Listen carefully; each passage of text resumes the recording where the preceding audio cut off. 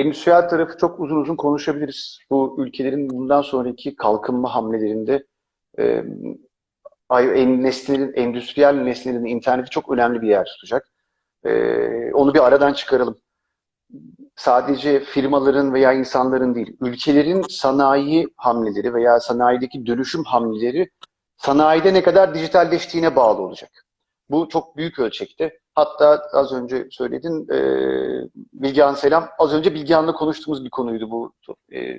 Seninle beraber konuşmadan önce onun da ülkenin geleceğinde 3 yıllık, 5 yıllık, 10 yıllık planlarında dijital dönüşüm nerede olmalı diye şöyle pazar akşamı kendi aramızda konuşuyorduk. Ama senin sorduğun soru sanayi değil de biz dışarıda oturan, dışarıda gezen, tüketen, tüketici diyelim artık bize, tüketiciye veya halka nasıl yansıyacak? En başta cep telefonlarımızda, mobilde görüyoruz bu işi. Mobil cihazlara daha fazla veri gelmeye başlıyor.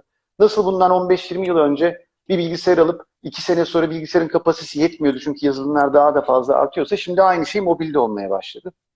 Artık 2 sene, 3 sene sonra telefonun mevcut yazılımları, mevcut sistemleri veya teknolojilerini karşılamaz hale geliyor.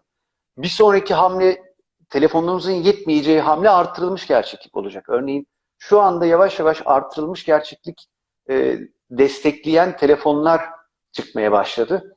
Bir telefona birkaç bin lira verirken bir sene sonra artık ya AR içeren, artırılmış gerçeklik içeren uygulamalar var. Onu yüklemeye çalışacaksınız. Telefonunuz desteklemiyor mesajını göreceksiniz.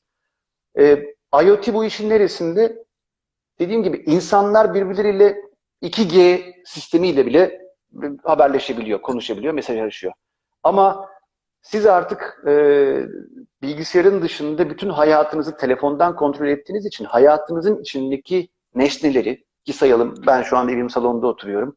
Uzaktan benimle, telefonumla veya benimle haberleşebilecek televizyonum var, bir ağa bağlı bir diskim var, dijital altyapısı olan bir televizyon ve sistemim var, izleme sistemim var, dijital platformum var.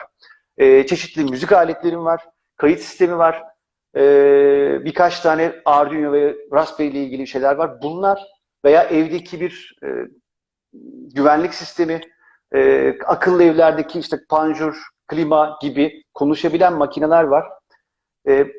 IoT hayatımdaki makineleri hayatımın merkezi olan telefondan kontrol etmeme yarayacak olan bir teknoloji. En basit anlamında, bizim göreceğimiz anlamımızda.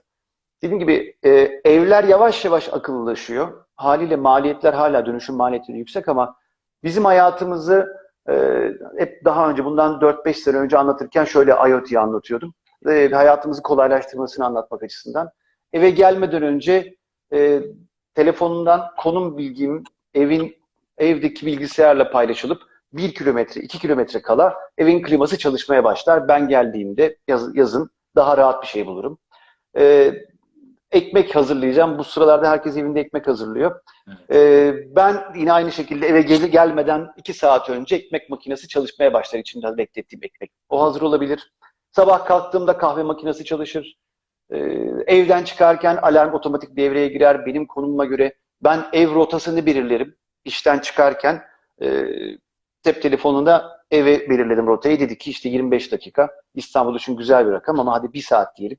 1 saat kaldı dedi. O sırada ev benim 1 saat sonra evde olacağım bildiği için gerekli hazırlığı yapar gibi.